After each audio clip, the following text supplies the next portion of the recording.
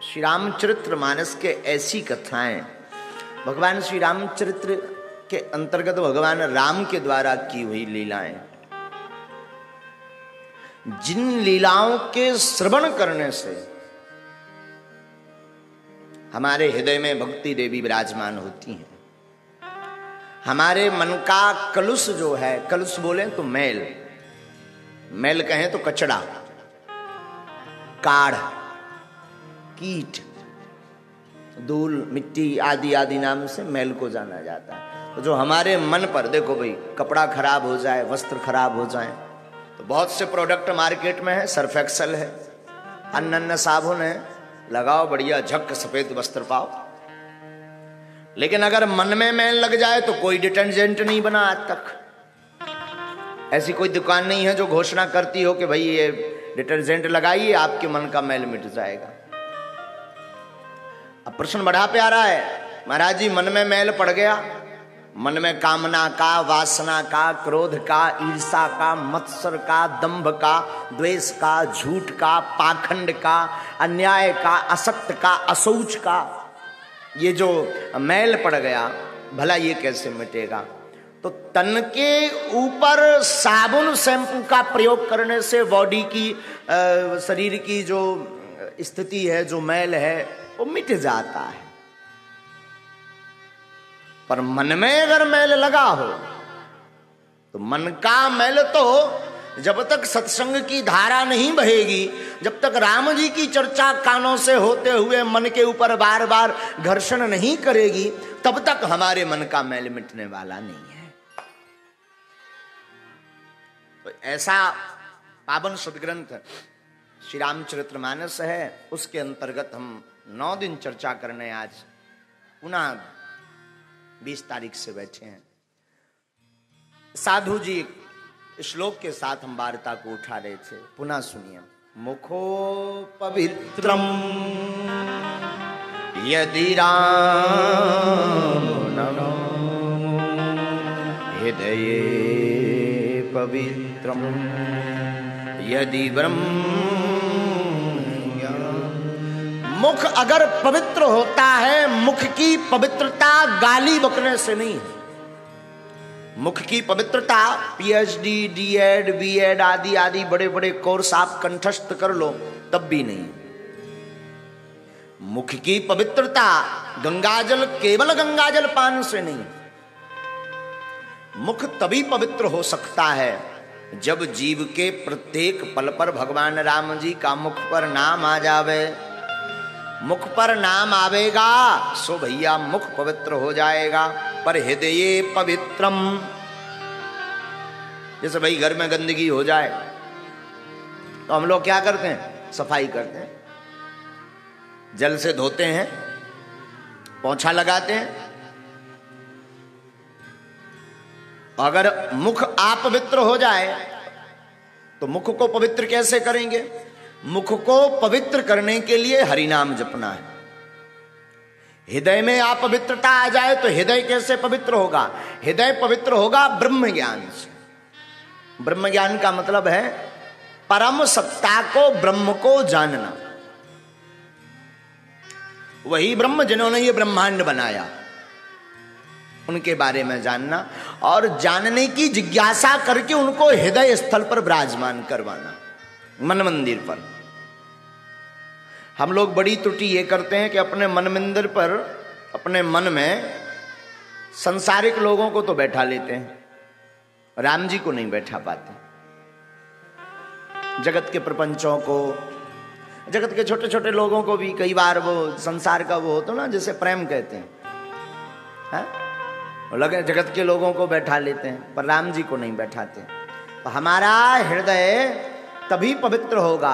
हृदये पवित्रम यदि ब्रह्म ज्ञानम, ब्रह्म का ज्ञान हो, ब्रह्म का भान हो, ब्रह्म की लालसा हो,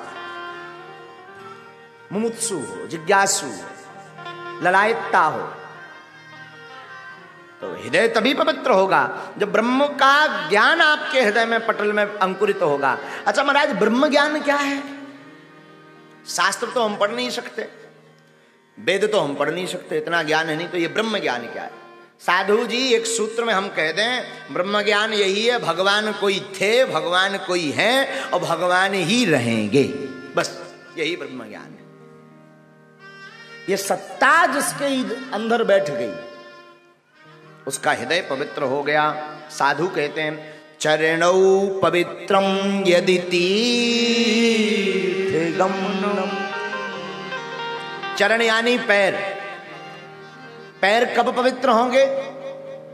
जब तीर्थ गमन करोगे। बागेश्वर धाम तीर्थ आओ, वृंदावन जाओ, श्री चित्रकूट धाम जाओ, श्री अयोध्या धाम जाओ, श्री द्वारका धाम जाओ, श्री बद्रीनाथ जाओ, श्री केदारनाथ जाओ, श्री जगन्नाथ धाम जाओ, श्री वैष्णव धाम जाओ। अनेकानेक तीर्थ हैं हमारी भारत भूमि पर, धन्य हैं हम भारत भूमि में भये। तो चरण तभी पवित्र होंगे जब आप तीर्थ गमन करेंगे, तीर्थ यात्रा करेंगे, साधु के दर्शन के लिए चलेंगे। संत मिलन को चलिए तज माया अभिमान, और ज्यों ज्यों पग आगे रखे कोटिन यज्ञ समान। साधु मिलन को जो चलता है, अभिमान और माया को त्याग करके जो प्रभु के दर्शन करने चलता, गुरु के दर्शन करने चलता, संत के दर्शन करने चलता, भैया जी बड़ी बात क्या कहवे, उसे एक एक पग पर करोड़ों करोड़ों यज्ञों के समान फल प्राप्त होता है। तो महापुरुष कहते हैं चरणौ पवित्रम यदि लेकिन हस्तौ पवित्रम यदि पुण्यदान, यदि पुण्यदान। पांव की चर्चा हो गई, मुख की चर्चा हो गई, हृदय की चर्चा हो गई। अब जरा हाथों की चर्चा सुनो भैया। हाथ तुम्हें भगवान ने पनीर खावे भर नहीं दिया कि तुम दबा के पनीर खाओ, पूड़ी टोरो, रोटी टोरो, हैं दबा के भात खाओ, चार खाओ, परे रहो, हैं मोटरसाइकिल चलावे भर नहीं हाथ दया, पैसा गिन में भर के लाने नहीं भगवान ने हाथ दे। अब सुनो भगवान ने हाथ क्यों दिए। हस्तौ पवित्रम यदि हाथ तभी पवित्र हो सकते हैं जब आप अपने इन हाथों से गुरु चरणों की सेवा करो, पुण्य दान करो, भगवान शालिग्राम भगवान की सेवा करो, राम जी के चरणों की सेवा करो, गुरु जी के चरणों की सेवा करो, और अपने धन में से 10वां भाग, अपनी कमाई का 10वां भाग गरीबों में, गुरु सेवा में, साधु सेवा में, ब्राह्मण सेवा में, गौ सेवा में, गोविंद सेवा में और गायत्री सेवा में, गौरी यानी बेटी, बिटियों के विवाह में जो लगाता है उसके हस्त और धन दोनों पवित्र हो जाते हैं। ऐसा हम नहीं कहते, शास्त्र ऐसा कह रहे हैं। तो हम लोग राम कथा से सब कुछ पवित्र करेंगे। राम राम जप करके मुख पवित्र करेंगे, राम कथा को हृदय में बैठाएंगे तो हृदय पवित्र होगा। ताली बजाएंगे और कुछ दान भी दक्षिणा देनी तो होती है और दी होगी, जिन्होंने नहीं दी तो दे देना, कोई दिक्कत नहीं। तो हाथ भी पवित्र करेंगे, और आप घर से चलकर बागेश्वर धाम आ गए तो चरण भी पवित्र हो गए।